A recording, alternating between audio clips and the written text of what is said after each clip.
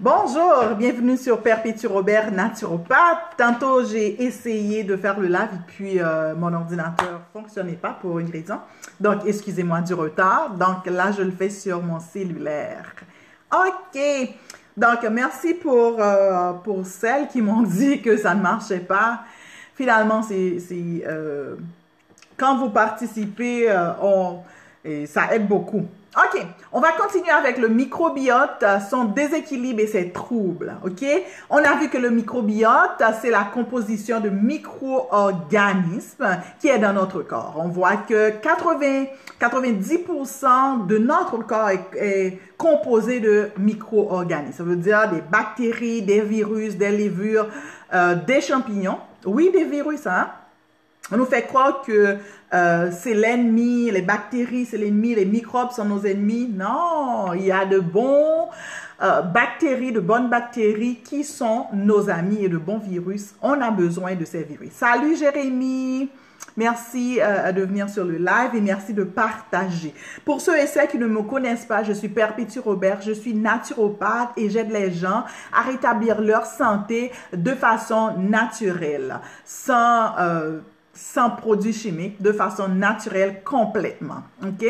Donc, si vous avez besoin de moi, si vous avez besoin des problèmes, de résoudre des problèmes de santé, vous pouvez me contacter. Envoyez-moi juste un message là, c'est dans la section des commentaires ou juste m'envoyer un message. Et merci de partager la vidéo pour aider ceux et celles qui souffrent des problèmes de santé et qui peuvent en résoudre de façon naturelle. Donc, on attend pour que vous partagez le live, OK? Donc, on a dit que les microbiotes, c'est des micro-organismes qui sont dans notre corps, OK? Donc, on a vu que ces micro-organismes-là, il y en a qui sont pathogènes et il y en a, salut Valérie, et il y en a qui sont vraiment nos amis. Donc, comment faire pour augmenter les bonnes bactéries au niveau de nos santé? Pour augmenter des bonnes bactéries au niveau de notre intestin, il faut consommer des aliments qui sont frais, on va dire des fruits et des légumes. Aussi, on ne va pas finir d'en parler. Donc, on a vu aussi qu'un déséquilibre au niveau du microbiome intestinal, plus précisément parce que le microbiote intestinal contient 100 000 billiards de bactéries à lui seul. 100 000 billiards de bactéries à lui seul. Donc, on a même dit que ça contient beaucoup plus de micro-organismes que même de notre écosystème. OK? Pour vous dire comment c'est important de prendre soin de notre intestin. Donc, un déséquilibre au niveau de ce microbiote est appelé dysbiose. Et ça engendre des troubles. OK? Donc, là, pour que quelqu'un soit en santé, il faut que le microbiome, il faut que vous ayez, la flore intestinale doit être très diversifiée, doit avoir de différents types de bactéries qui sont à l'intérieur. Et comment avoir cette diversité? Il faut d'abord diversifier votre alimentation. Il faut d'abord que vous ayez des aliments qui sont en saison. Je comprends qu'on peut aimer un type d'aliment, mais on ne peut pas les manger constamment. Les manger constamment, c'est détruire quasiment notre santé. C'est affaiblir notre système immunitaire parce que notre corps a besoin d'une alimentation diversifiée. Okay? Et quand cette diversification n'est pas là, il y a un déséquilibre qui se fait. On va avoir beaucoup de problèmes qui vont y arriver. On peut avoir des infections bactériennes, virales, des infections ou parasitaires. La diversification ou le manque de diversification peut être rompu par l'alimentation, mais aussi par d'autres raisons, par la prise de médicaments, par de stress, par une alimentation, on a dit, déficiente en fibres, riche en malbouffe, consommation d'alcool et de tabac.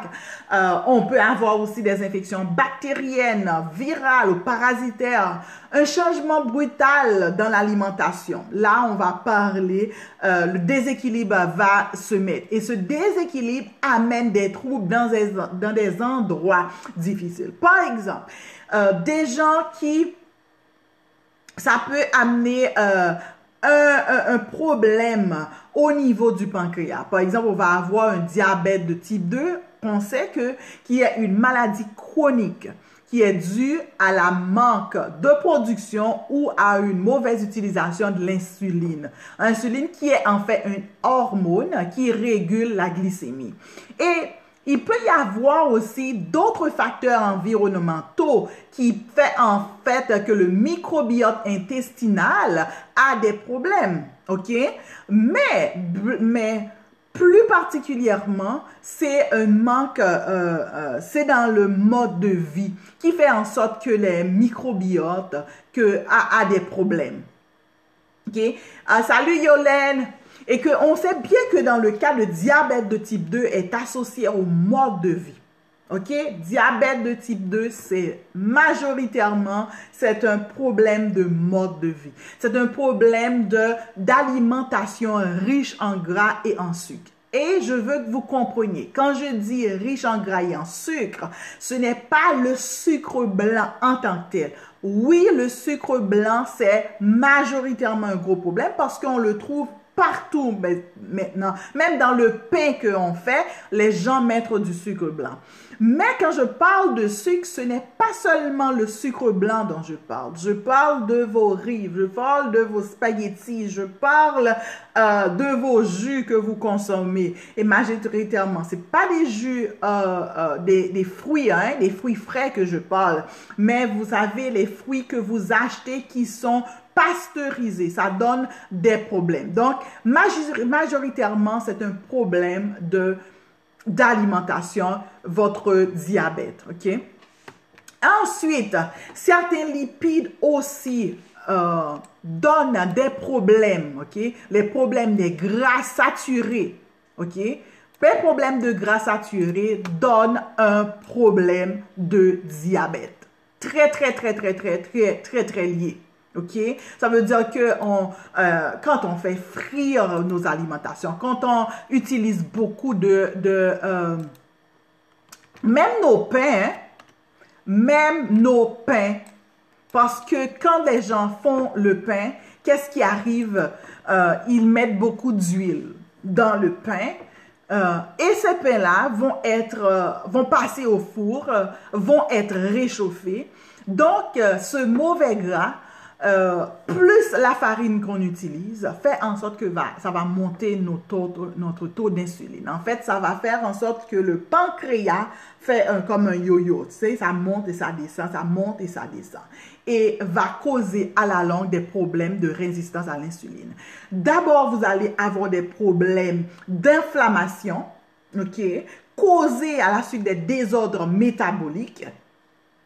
Et ces métaboliques-là, les radicaux libres, on les appelle, vont ensuite augmenter le niveau d'inflammation que vous avez dans votre corps. Donc, on va avoir un effet domino qui va s'établir.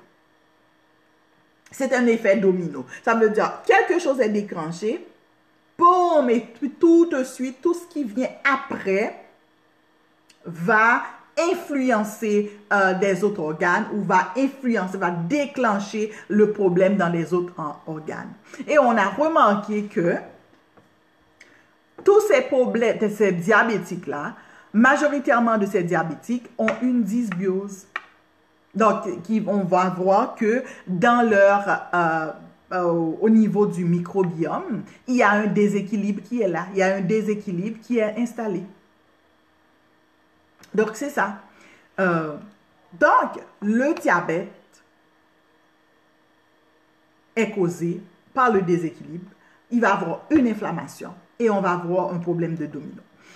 Beaucoup de gens sont diabétiques et ne savent pas. Ou du moins, beaucoup de gens souffrent d'insuline, la résistance à l'insuline qu'on appelle. Ça veut dire que le corps, il commence petit à petit à ne pas accepter le sucre dans l'organisme. Mais on n'est pas encore déclaré diabétique. Et souvent, ces gens-là, on va avoir un problème d'obésité.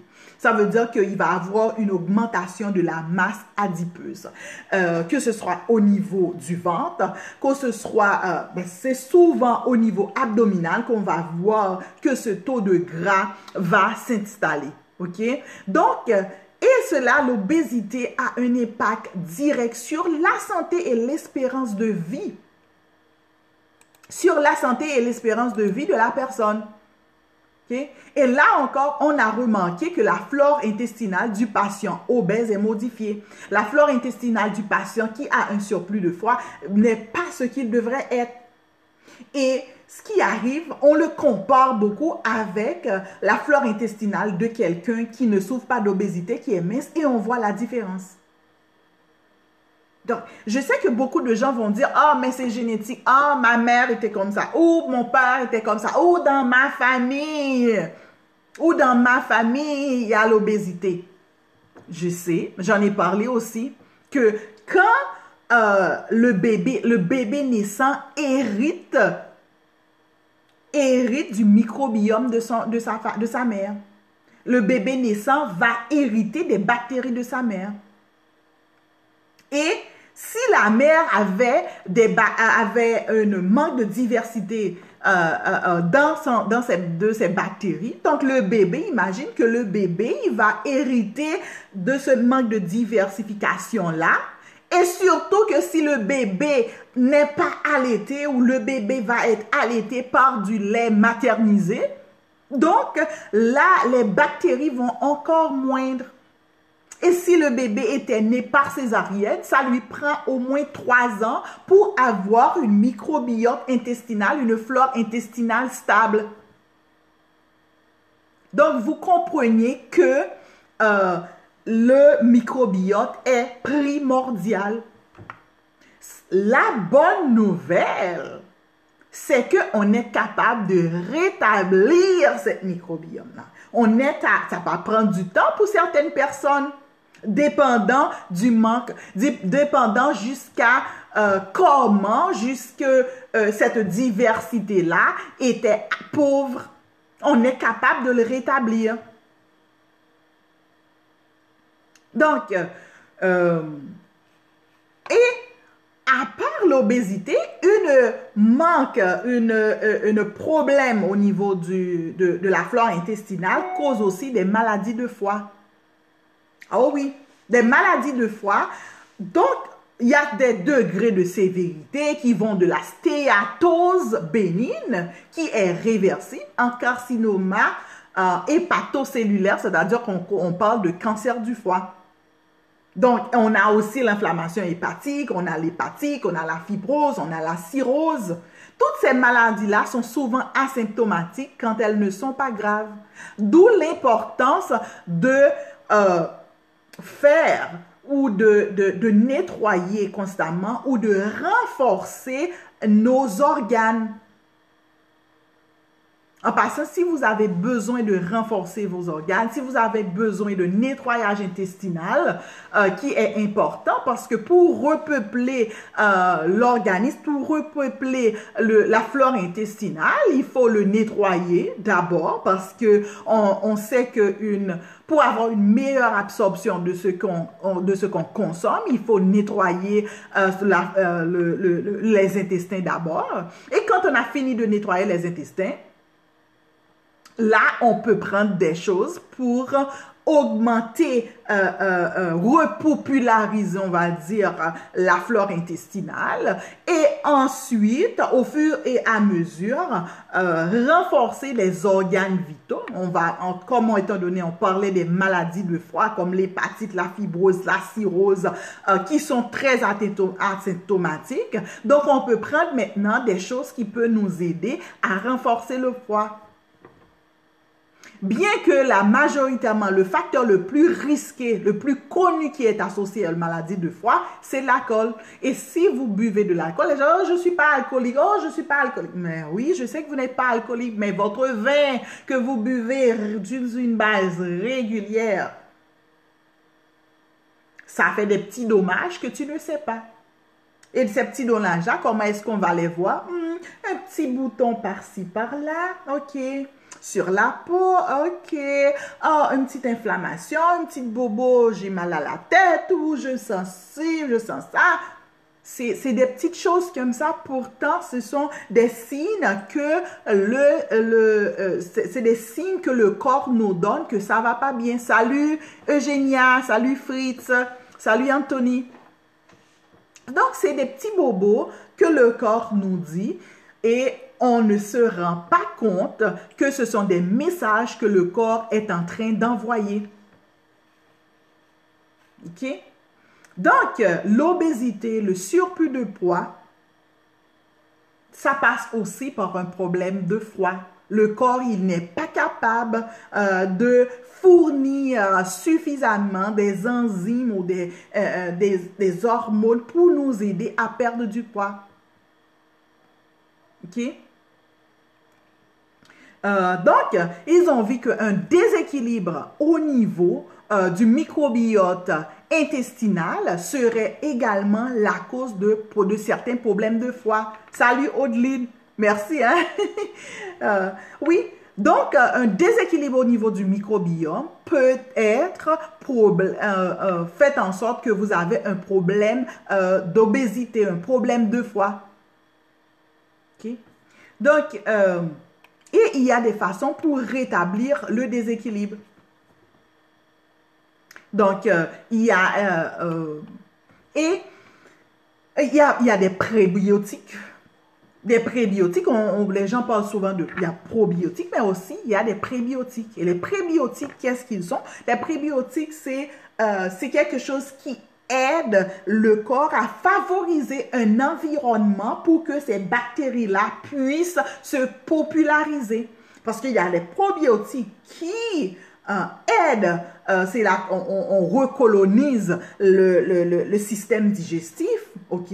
Mais si vous recolonisez le système digestif, ça veut dire apporter de bonnes bactéries au niveau des intestins et puis l'environnement n'est pas propice pour la popularisation de ces bactéries-là. C'est comme si vous allez prendre des probiotiques assez souvent. Donc, il faut d'abord avoir un environnement sain, un environnement propice pour ces micro-bactéries-là que vous allez repopulariser. Donc, est-ce que c'est clair? Avez-vous des questions? Laisse-moi savoir si vous avez des questions, OK? Pour que je puisse vous répondre. Oui. Donc, si vous avez besoin de plus d'informations, n'hésitez pas à m'écrire sur perpetu.robert@gmail.com, m'envoyer un message sur Facebook ou visiter ma page, mon site web perpetu.robert.com. Okay? Ça me ferait un plaisir de vous aider. Oui, il va y avoir des frais, mais la santé! Qu'est-ce qu'il y a de plus important que la santé? Il n'y a rien de plus important pour la santé. Et qu'est-ce que ça va rééquilibrer son système? Ça va améliorer le confort intestinal, dont le syndrome de l'intestin irritable. Aujourd'hui, je regardais, vous savez qu'il y a plus de, laissez-moi vous dire le chiffre exact, de problèmes. Il y a plus, on a fait un survey, 71 812 personnes, on a fait un survey et 61% de ces personnes-là ont un problème digestif. Vous savez, autrefois, je vais vous conter quelque chose. Mon grand-père, il était connu pour une machine à gaz. Ça veut dire qu'il pétait régulièrement, ok? Constamment. Et je me rappelais quand j'étais petit en Haïti, quand il faisait les gaz, le plus petit devait dire excuse. Oui, c'était drôle ça, hein? Il faisait des gaz et puis c'est à moi de dire excuse, oui. Donc, et moi aussi, on va dire que j'ai hérité, je faisais des gaz. Et moi, je pensais que c'était quelque chose de normal parce que mon grand-père est comme ça, ma mère est comme ça et moi également, je suis comme ça. Jusqu'à ce que j'ai changé mon alimentation et j'ai commencé à prendre soin de moi et puis, où sont passés les gaz? J'en fais quasiment presque pas. Et ils étaient bruyants. J'en fais quasiment presque pas de gaz. Et on dit que 30% des gens souffrent des symptômes, ok? Mal de ventre, constipation, diarrhée et plein de choses qui ont rapport avec la flore intestinale. Et c'est pas normal. C'est pas normal. Donc, je vous invite à prendre soin de vous, à prendre soin de votre système intestinal, à rétablir votre microbiome intestinal. Donc, je vais mettre dans la section de commentaires mon lien pour prendre un rendez-vous avec moi pour voir comment, qu'est-ce qu'on va mettre sur place pour rétablir votre système intestinal. Et je vous demande de bien partager le live. C'était tout pour aujourd'hui. Perpétue Robert, naturopathe, à votre service. N'hésitez pas de mettre votre commentaire si vous avez des questions dans la section des commentaires, ok? D'accord. Quel conseil à quelqu'un qui vit en Haïti en ce qui concerne un environnement sain? Est-ce que tu parles... j'avais parlé de ça, Audeline. Il faut pas se... Qu'est-ce que tu parles? Qu'est-ce que tu veux dire par environnement sain? Qu'est-ce que tu veux dire par environnement sain?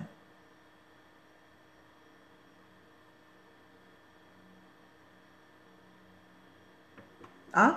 Si tu parles de la propreté, j'ai parlé de ça dans un live, juste pour vous dire que il faut vraiment avoir votre espace propre, mais il ne faut pas être maniaque non plus parce que les gens qui vivent dans les pays occidentaux, en Amérique du Nord, souffrent aussi d'un environnement qui est trop propre. Ça veut dire que la personne n'est pas exposée à suffisamment de micro-organismes. OK. Rassure-toi, comme si tu es en Haïti, rassure-toi de bien manger les fruits en leur saison. Rassure-toi de manger suffisamment de fruits et de légumes. Et puis, il y a d'autres choses simples aussi qu'on peut faire pour établir, comme par exemple le jeûne. C'est gratuit le jeûne. On n'a pas besoin de millions de dollars. Le jeûne, qu'est-ce que ça fait? Ça renforce vos bonnes bactéries et ça diminue les bactéries qui sont, on appelle ça les scavengers. Parce que eux, ils mangent beaucoup de viande, ils mangent beaucoup de choses qui sont pas bonnes. Donc, moins il va y avoir de choses qui sont pas bonnes au niveau des intestins, moins qu'ils vont être capables de se repeupler, de se repopulariser. Déjà, c'est un plus, le jeûne. Oui. Nous, ici, en Amérique du Nord, on consomme trop. On mange à n'en plus finir. Dans les pays du tiers-monde, c'est sûr que mourir de faim, de ne pas manger, c'est pas bon, mais ne pas manger assez souvent, c'est bon. La santé devient plus forte quand on mange moins. Donc ça, c'est un plus. Ils nous disent de manger 3 fois par jour. Les gens qui sont diabétiques, qui sont malades, manger 3 fois par jour, 4 fois, 5 fois par jour, là, ça augmente leur taux de sucre, ça fait pas de bien à leur corps. OK? Donc, c'était tout. Bye et prendre soin de votre santé. OK? Bye bye.